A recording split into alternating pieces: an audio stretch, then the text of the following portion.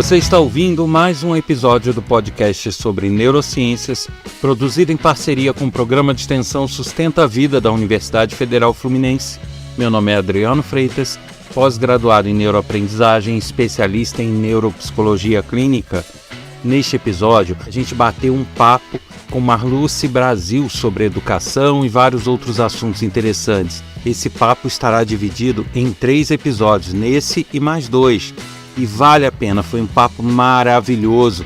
E esses episódios, inclusive, alguns deles vão ter um tempo maior, justamente para que a gente pudesse conversar e trocar bastante informações e que seja bem agradável para todos. Então, vocês vão ficar hoje com a primeira parte do papo com Marluce Brasil.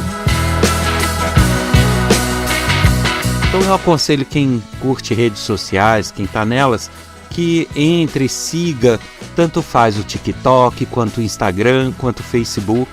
Vocês vão encontrar lá a página de Neurociências, referente ao podcast também, com esse nome, neurociência.af. E quem quiser deixar uma sugestão ou algum comentário sobre o podcast, também pode fazer lá nas redes sociais. Combinado? E não deixem também de visitar o meu site, é www.adrianofreitas.com, ou mandar sugestões, críticas, elogios através do e-mail podcast@sustenta-vida.com ou pelo WhatsApp código 22 99 222 1003. Aguardo sua mensagem.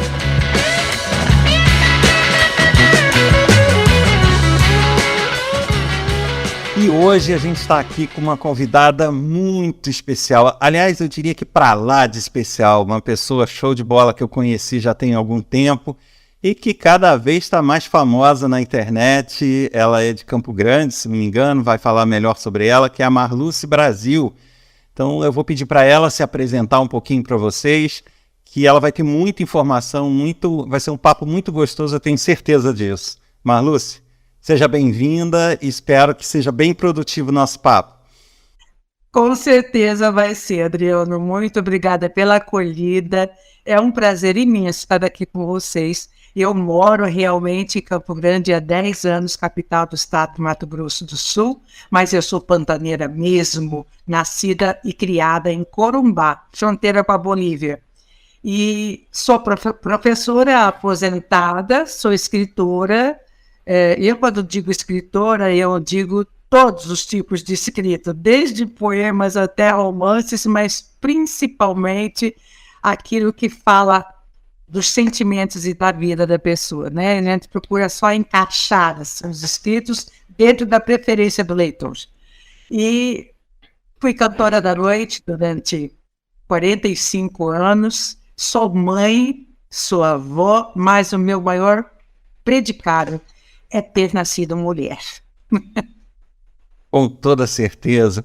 E para que as pessoas que me acompanham saibam um pouquinho, na verdade, eu conheci um pouco da Marluce Brasil a partir do meio para o final da pandemia, que logo depois veio uma campanha eleitoral, e aí todo mundo em casa, e eu comecei a ter contato com vídeos que ela postava nas redes sociais e até alguns textos. E eu achei muito interessante convidá-la a participar, porque é uma pessoa que na internet hoje me surpreende e se destaca, eu diria, pelo conteúdo, por ter algo a dizer, né? E, na verdade, é comum hoje em dia você ter pessoas aí com um número absurdo de curtidas e de seguidores, mas que, na verdade, não tem o que dizer, né? Um rostinho bonito, ou é alguma coisa, nada contra rostinhos bonitos, mas eu acho que o diferencial está no conteúdo, porque mais cedo ou mais tarde aquele rostinho bonito pode não estar tão bonito assim, e o que fica são as mensagens, os conteúdos que a gente aprende na vida. Eu acho que ela tem muito a ensinar, e por isso do convite. E aí eu já parto para uma perguntinha para ela, para a gente bater um papo, que é justamente isso, se ela surpreende de começar a ter tido muita visibilidade, né? Porque eu achei até curioso que quando eu mandei o convite, ela perguntou se era sério, né? Acho que ela não acreditou muito no convite. Então, A primeira pergunta é essa, né? Pô, ela esperava ter a visibilidade que ela está tendo, porque, assim, pode não ser milhões de seguidores, mas são seguidores fiéis, são pessoas que realmente querem um conteúdo, uma qualidade, uma conversa. Não é uma pessoa que está lá para ver uma piadinha ou algo, como eu falei, nada contra, mas é alguém que busca algo mais. E daí eu pergunto para ela, né, o que ela acha disso e como que tem sido essa crescente de fama que ela está tendo na internet. Olha, Adriano, na realidade é o meu terceiro boom dentro da internet. O primeiro boom dentro da internet aconteceu da seguinte forma. Eu, como professora aposentada, os meus ex-alunos sempre me procuravam para ajudá-los a ajudar os seus filhos, né? Então, eu dava aula para os filhos dos meus ex-alunos pela internet. E um dia, uma amiga... Eu postei, eu tive um desmaio na rua, tudo aconteceu por causa de um enfermeiro do SAMU. E eu postei, eu gosto muito da parte de comicidade, e eu contei o que aconteceu comigo para uma amiga. E ela falou assim, me grava um vídeo contando na internet. E eu gravei um vídeo que bombou, explodiu. Quem quiser olhar no meu YouTube, Marlos Brasil, tá lá, chame o SAMU o vídeo, né? E eu assustei com os famosos da Eliana, me chamando por causa do vídeo. Aí, logo depois, foi o Samba da Mangueira, que uma amiga pediu que eu fizesse a interpretação do Samba da Mangueira, que estava dando um problema, né, com a interpretação. Eu fiz a interpretação do Samba da Mangueira e mandei para ela, mas não coube o vídeo dentro do WhatsApp. E aí eu mandei pelo YouTube. E aí foi outro boom também por causa do Samba da Mangueira. E depois, na época da campanha, né, da gente na pandemia, e você não podia falar, você não podia falar as coisas a respeito das suas preferências, né? E a minha preferência é a democracia, sempre, em toda e qualquer situação. Tudo aquilo que é antidemocrático, eu passo a ser anti aquilo. Então, eu passei a demonstrar a minha opinião contra os candidatos e as pessoas que tinham atitudes antidemocráticas. E começaram, então, a surgir, a pipocar situações, e eu, de 2.000 amigos no Facebook, por exemplo, esse estourou para 5, ele não podia mais receber mais ninguém, até porque tem uma e eu comecei o TikTok, eu falei, bom, o TikTok dá mais, né? Aí eu entrei para o TikTok, com uma semana de TikTok eu estava com mais de 40 mil, aí eu fiquei, assim, para mim, esses 40 mil são 40 milhões, entendeu? Esses 37 mil do Facebook são 37 milhões. Por quê? Porque eu sempre tive 1.500, 700. Então, mas tem muitas pessoas, muitas visualizações que não escolhem a seguir, mas visualizam e compartilham, mesmo porque eu recebo muito, pelo meu WhatsApp, indicações dos meus vídeos, de pessoas que eu nem conheço e que falam assim, é você, né? E pelo Messenger também. Então, quer dizer, sinceramente, eu não tenho dimensão do tamanho da fama que dizem que eu tenho na internet. Não ganho um centavo, não sou monetizada, porque eu não percebi, na realidade, que os conteúdos que eu passei a abordar, porque a campanha política já acabou, então eu já não toco mais em campanha política, né? Então, quando eu passei a perceber que as pessoas estavam pedindo a minha opinião pessoal a respeito de assuntos que faziam com que elas estivessem,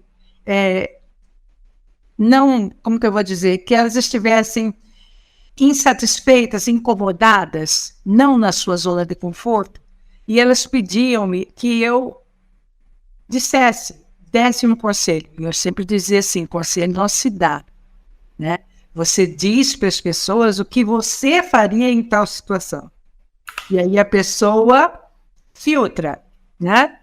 E aí eu passei, então, a abordar esses assuntos que as pessoas vinham e me traziam. E aí realmente, eu percebi que cresceu muito mais e que eu estou alcançando mais público até do que na época da questão política. Sim, sim. E é o que eu falei antes, e o que eu costumo sempre falar aqui, a gente, apesar de também estar não crescendo, né, o podcast ele começou pequenininho, com uma pretensão local, e de repente ele está nas paradas mundiais de algumas plataformas, aí no top 5, top 10, mas não foi uma coisa intencional ou que a gente ficou buscando pautas ou buscando assuntos que agradassem mais, ou que desse mais curtida, ou que desse mais visualização. Não é esse o objetivo.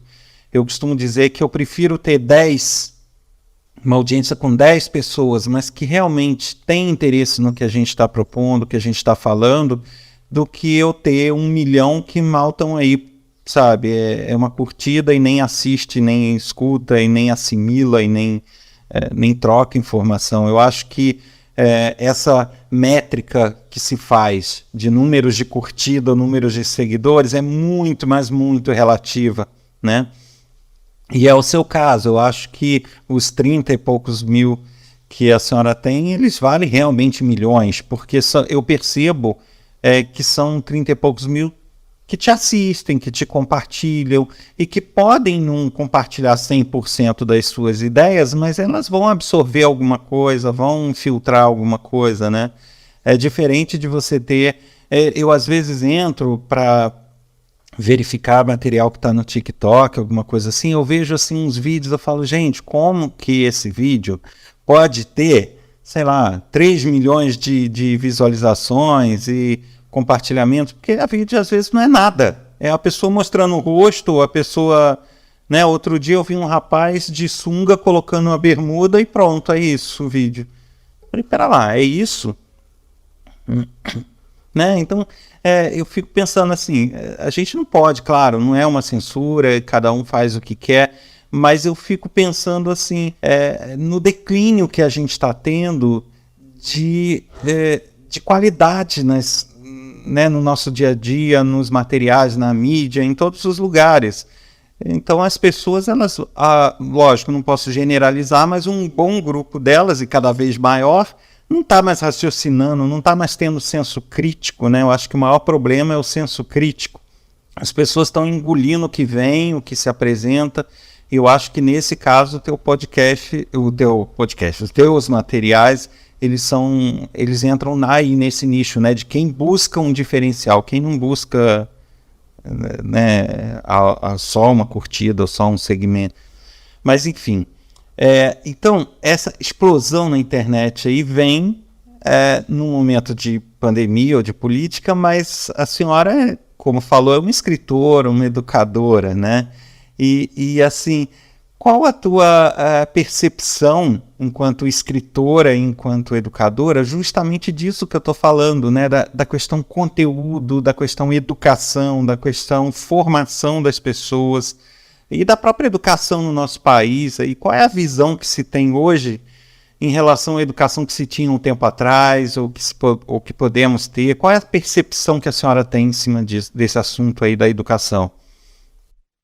Olha, eu sou do tempo e que vou falar para você que eu faço questão absoluta de continuar sendo do tempo. Muita gente acha que eu sou moderninha, mas eu faço questão de não ser moderninha, eu faço questão de ser eu mesma, mas eu sou do tempo em que respeito é bom e eu gosto. E eu acho que o que acontece na educação do nosso país hoje não é da nossa educação, não é da educação, da pasta educação, é da pasta família. Eu acho que a família brasileira está desestruturada, porque a família é a primeira sociedade da criança. Então, é na família que a criança aprende o respeito, aprende a primeira noção. A família educa, a escola informa. Então, eu acho que a criança está vindo do núcleo familiar deseducada. E aí ela é colocada dentro da escola para que o professor faça o seu papel e faça o papel dos pais. E quando o professor vai fazer o papel dos pais e a criança rejeita, porque a criança está acostumada a rejeitar o papel dos pais dentro de casa, o que acontece? Os pais vêm em defesa da criança contra o professor. Então, isso é uma bola de neve que fez com que o professor, preocupado em manter a sua família, porque é a sua profissão, ele passou a fechar os olhos para os desmandes da criança que veio de casa deseducada. Aí o que acontece? A deseducação continua. A bola de neve cresce e aí vem a avalanche. Sim, e pegando aí do teu assunto, eu acho que chega numa situação onde, por mais que os educadores, né, que a criança encontre educadores dispostos a de fato educá-la, você depara, não adianta só um professor nadando contra a maré, né? Então, por mais que o professor queira, ele não vai conseguir, contra os pais ou contra a direção da escola, fazer o correto, e os pais não satisfeitos e botando pressão para que aquilo não seja feito. Então, realmente é uma situação muito complicada dos educadores nesse sentido, né? Eu sempre discuto aqui, porque esse podcast ele fala de neurociência, que eu não sei se a senhora conhece esse ramo, é um ramo da ciência, que tem a área biológica, tem a área científica de pesquisas médicas, mas tem a área comportamental e de educação, né, e por aí vai. E eu sempre discuto aqui, quando eu falo de educação, que existe uma palavrinha mágica, que são limites, né? As crianças, elas têm que ter limites, alguém precisa dar esses limites, porque por elas não estarem ainda amadurecidas, elas não têm a percepção dos limites, ou elas não conseguem sozinhas ter uma visão de sociedade, ter uma visão do que é correto, do que não é. Então elas precisam desse parâmetro vindo de fora para que elas possam, né, crescer dentro de uma ética, dentro de um limite, dentro de uma estrutura. E se esses limites não vêm, aí a gente começa a ter um problema muito sério, porque elas não têm um parâmetro até onde elas podem ir, né? E eu acho engraçado que tem uma psicóloga, lógico que eu não vou citar o nome, mas que já tá de certa forma famosa na internet, e que ela posta vídeos onde tudo para ela é coitadinho da criança. Então, é assim, a criança deu um tapa na cara da mãe. Porque a gente precisa entender as aflições do filho, ele está sentindo alguma coisa, por isso ele deu aquele tapa, então a gente tem que acolher ele. Pera lá, se ele dá um tapa e eu dou todo carinho, todo acolhimento e não limites, amanhã esse tapa vai virar um soco, depois de amanhã vai virar uma violência familiar, e por aí vai, no crescente, né? Da mesma forma, tem um limite e tem as frustrações.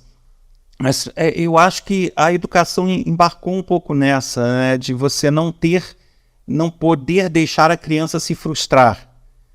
Não sei se a senhora percebe isso também. Não, a criança não pode se frustrar, você tem que incentivar. Incentivar é uma coisa, não deixar, lidar com a frustração é outra. Então, você tem crianças de periferia, de regiões onde crescem abandonadas, sem limite, lidando com tudo.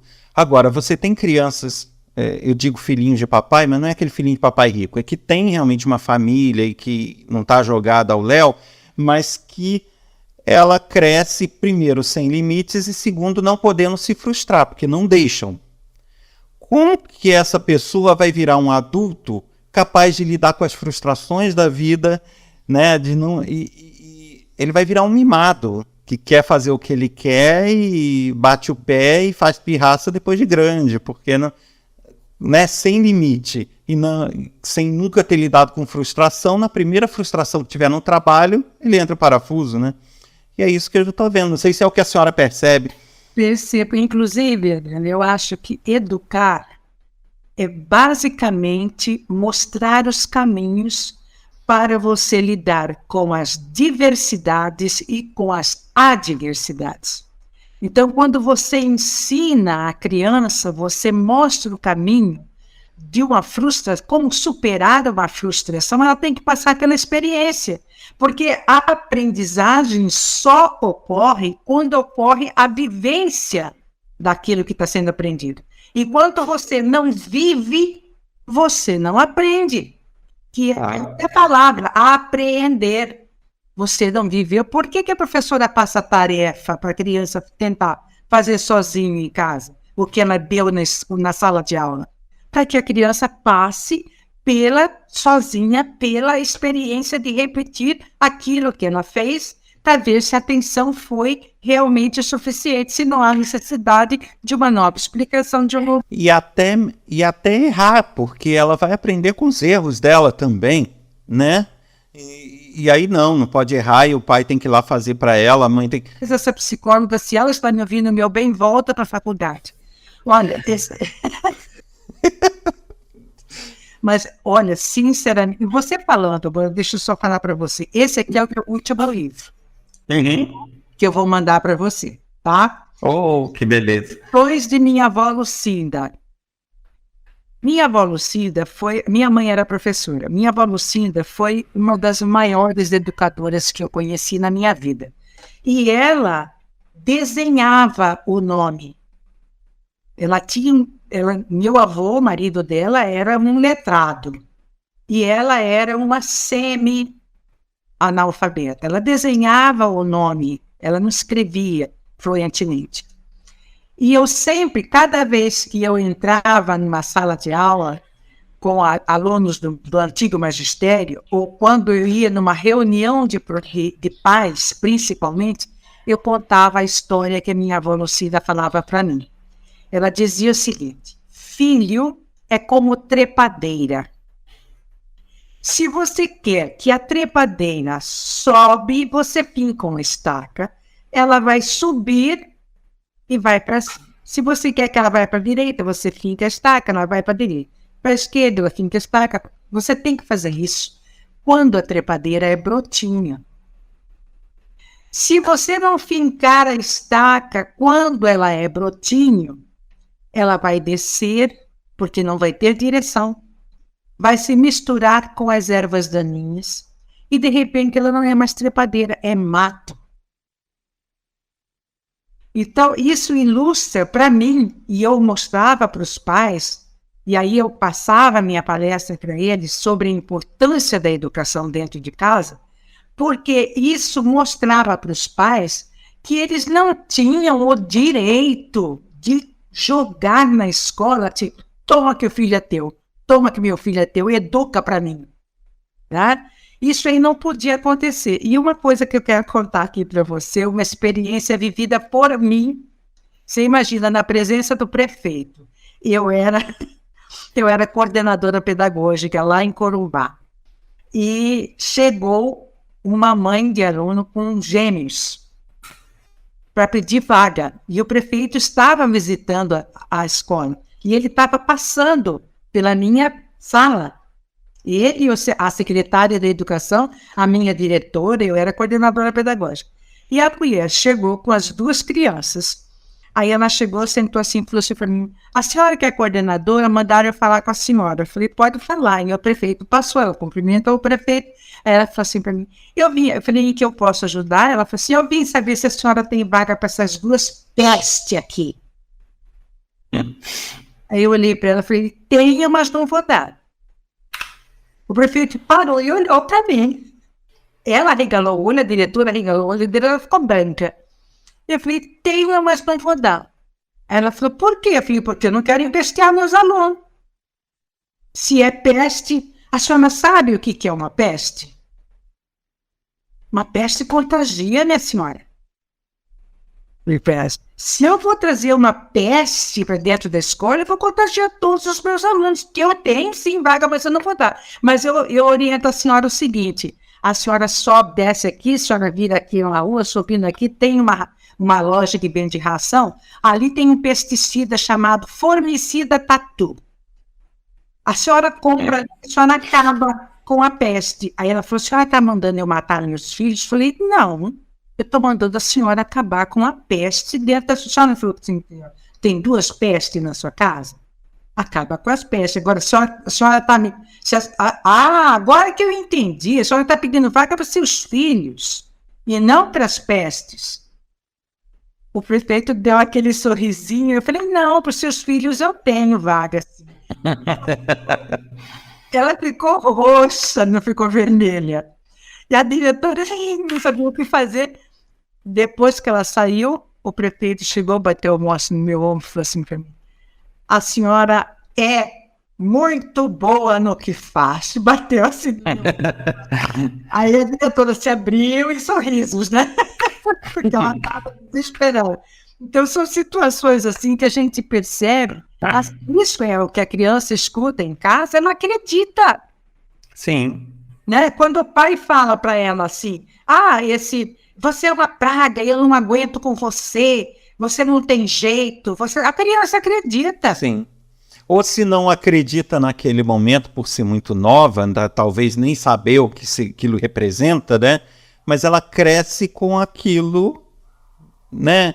Com aquela ideia. Quando ela entendeu o que é uma peste, quando ela entendeu o que é aquilo, ela vai, então, o que meu pai falava era que eu sou isso, que eu sou aquilo, né? Então, em algum momento, ou lá atrás ou na frente, ela vai entender isso, né? Imagina a criança que escuta em casa, você obedece a sua professora, você atende a sua professora, você respeita a sua professora, e a criança bate na mãe e no pai dentro de casa.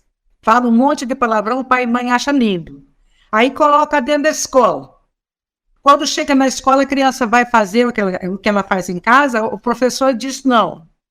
Aí ela vai e reclama para o pai e para a mãe. A mãe vai lá e briga com o professor. Mas não era para respeitar o professor? Sim, sim.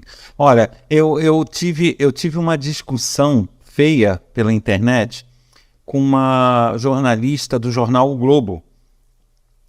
Pelo seguinte motivo, ela estava fazendo um estardalhaço na internet porque a professora foi o cúmulo para ela, o absurdo, foi assim o suprassumo da violência com a criança. O professor deixou o filho dela, ou a filha, não lembro, sem recreio, porque acho que fez justamente isso, bateu em alguém, não fez a atividade, não rasgou o caderno do outro, sei lá o que fez. E aí a professora deixou sem recreio para fazer a atividade que ela não tinha feito e também para ela ter a noção de que ela não podia se comportar daquele jeito.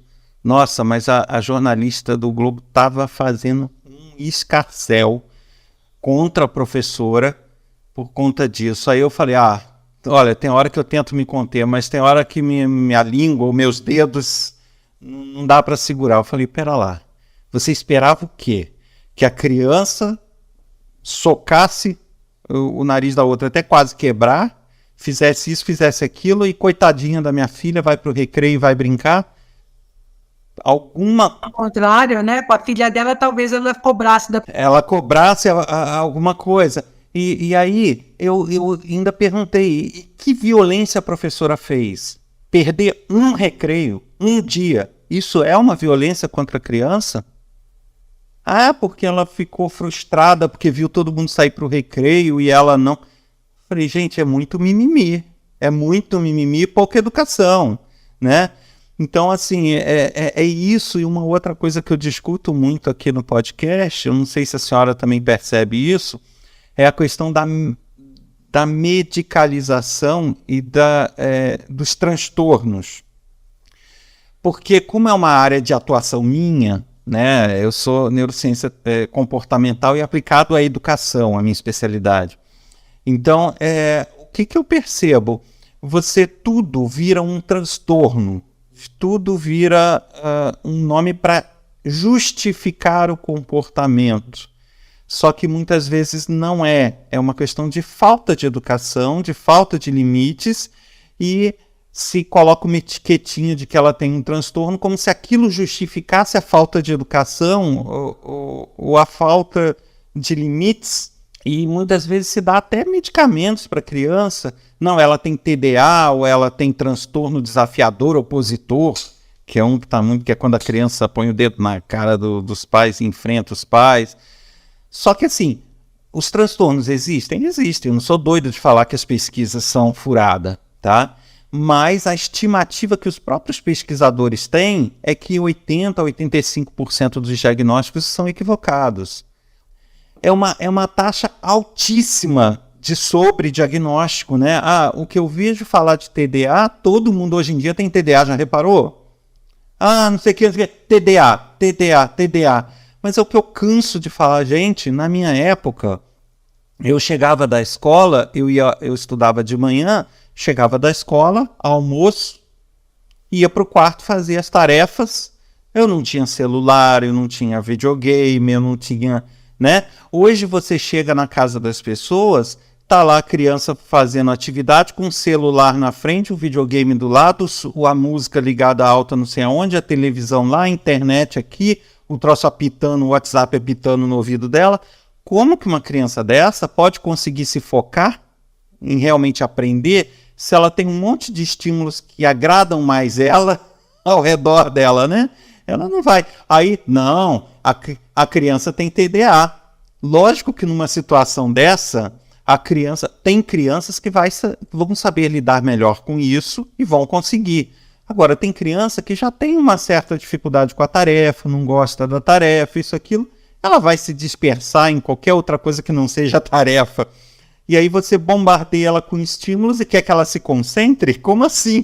Né? Onde está a rotina de estudo? Onde está, né, aquele momento de ler, aquele momento de estudar? Eu não vejo isso. Então não sei se é uma percepção da senhora também isso, mas eu percebo isso, a medicalização excessiva, sabe? A Ritalina, que é um medicamento usado no TDA, né? Para quem não conhece, eu canso de falar isso aqui, é um medicamento que o composto químico é da família, não vou dizer exatamente igual, mas é quase igual ao da cocaína.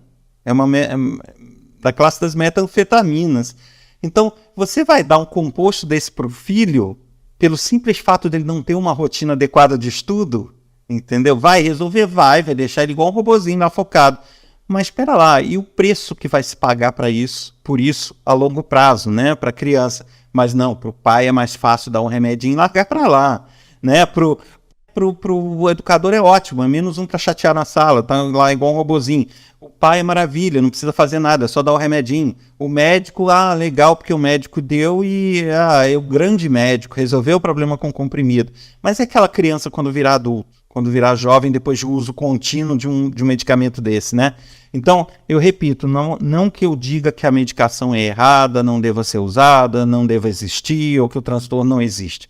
Eu só acho que está muito fácil, né? A pessoa entra no consultório, em 15 minutos sai com diagnóstico de TDA e com prescrição de Ritalina.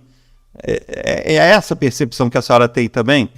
Também concordo com você. Eu acho que é a famosa transferência de responsabilidade, né? Aí eu caio de novo lá na família, que eu falo que é o berço da humanidade e de onde estão saindo todos os problemas, sabe? Cai lá na família de novo, transfere a responsabilidade para os transtornos, para psicólogo, para professor, para aquela coisa. E na realidade, por exemplo, nós aqui no Brasil somos o país da diminuição, né? Você já percebeu?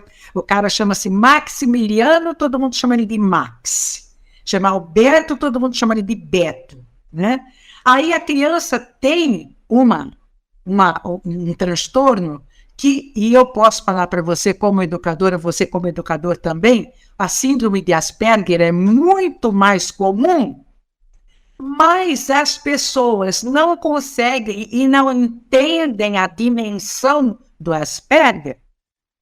Aí elas falam, TDA é mais fácil de falar, é pequenininho. É TDA, é simples, às vezes é um Asperger, mas a pessoa fala que é TDA, porque é mais fácil entender e medicar um TDA do que um Asperger. Sim, e outra, e às vezes não é nenhum nem outro, é uma adequação de rotina, né? A criança está solta, está jogada, está fazendo o que quer. Eu acho que a escola hoje compete com muitos estímulos sedutores, né? Videogames, joguinhos, luzes, cores. Então, desde pequeno, eu já vi bebê com celular jogando joguinho, então, né? Então, a competição entre estímulos é muito grande e a escola, lamentavelmente, eu acho que ela está perdendo feio nisso, porque existe até um documentário que acha na internet, é um documentário maravilhoso chamado Quando Sinto Que Já Sei. Não sei se a senhora conhece. É um documentário livre, pode copiar, pode fazer o que quiser. Mas é um fantástico. E ele fala justamente isso. Um centro cirúrgico de hoje, você entra no hospital particular ou no hospital que seja público, mas vamos para o particular. Um médico do século passado, ou de 2 séculos atrás, que entrar naquele centro cirúrgico, ele não sabe nem o que ele está fazendo ali, porque é tudo diferente, tudo evoluiu, equipamentos mudaram, a forma de ver pressão é diferente, tudo é diferente. Né? Monitores, monitor cardíaco, mudou tudo. Agora, um educador de 2 séculos atrás, ou de 1 século atrás, que entrar na sala de aula de hoje, vai ver tanta diferença assim, vai ver essa evolução toda? Vai ver, né? Um olhando para a nuca do outro, carteira atrás de carteira, a lousa, que às vezes muda para lousa eletrônica, mas a funcionalidade é, né, escrever, é mostrar coisas. E o que mudou nessa estrutura de educação, né, para ela competir com o mundo que a gente está hoje, competir no bom sentido, né, de ter um atrativo a mais? A gente não teve esse salto todo. E aí eu acho que acaba perdendo, né? E você tem isso agregado a um pai que não implanta no filho, não auxilia uma rotina de leitura, ao gosto pela leitura, ao gosto pela educação. No final da história, some isso tudo, você tem o que a gente tem por aí, né? Te agradeço muitíssimo pelo papo, pela disponibilidade, pela simpatia, e a gente volta a se falar. E aí o espaço é teu para falar o que quiser aí para os ouvintes. Eu agradeço imensamente a oportunidade. Como eu disse para você, você foi minha primeira vez num podcast e eu fiquei muito feliz de poder estar aqui nesse bate-papo, de poder mostrar a minha forma de pensar, de identificar em você e provavelmente também nos nossos ouvintes, né? Também pessoas que pensam da mesma forma que a gente, e aqueles que não pensam, que sejam bem-vindos, porque nos estimulam a repensar o nosso pensar, e isso é muito importante, né? Porque eu sempre digo que o impossível é só aquilo que ainda não foi tentado, então a gente tem que procurar, né? Observar, ouvir, contextualizar, saber a diferença entre denotação e conotação, para poder ter essa visibilidade social da mensagem que a palavra nos traz. E isso é muito importante e eu me sinto assim envaidecida de ter sido percebida por você, pelo seu público e de ter sido convidada. E me coloco à disposição para quantos bate-papos você quiser. Para mim vai ser uma honra imensa estar aqui com vocês. Eu tenho minhas redes sociais, que é Marluce Brasil, né? Tanto no Facebook, quanto no YouTube, quanto no Instagram, no TikTok, vocês podem me encontrar. Pelo YouTube eu tenho no meu canal o lado de humorístico, que eu convido também vocês para darem uma risadinha lá nos meus vídeos humorísticos. Tenho o meu lado de interpretação de texto, quando eu pego músicas que os meus seguidores pedem para mim que eu faça a interpretação de letras de músicas, então eu faço a interpretação da música, da letra, né? Não cantando, que eu já fui intérprete musical. Mas tem música, tem vídeos meus na época que eu era cantora. Convido vocês a pensarem e a repensarem na minha forma de pensar. Né? De repente a gente consegue aí estabelecer um encadeamento de ideias e talvez eu possa ajudar e talvez vocês possam me ajudar também, porque o bom professor é aquele que nunca para de aprender. Então eu estou querendo aprender mais. Pois é, né, pessoal? Delícia de papo esse. Mas ele não para por aqui, não. Nos próximos 2 episódios a gente continua conversando com Marluce Brasil. Vários assuntos interessantes, histórias, opiniões, tudo para que a gente possa trocar informação de uma forma bastante legal e gostosa de se ouvir. Então não deixe de ouvir os próximos 2 episódios, que vão ser a sequência desse papo gostoso com Marluce Brasil. Você ouviu mais um episódio do podcast sobre neurociências, produzido em parceria com o Programa de Extensão Sustenta a Vida da Universidade Federal Fluminense. Meu nome é Adriano Freitas, pós-graduado em neuroaprendizagem, especialista em neuropsicologia clínica. Se você quer escrever com sugestões, críticas, falar o que você achou desse bate-papo, não deixe de enviar um e-mail para a gente, é podcast@sustenta-vida.com, ou então uma mensagem de WhatsApp para o número 22 99 222 1003. Eu aguardo sua mensagem. Até semana que vem com mais uma parte desse papo incrível. Até lá!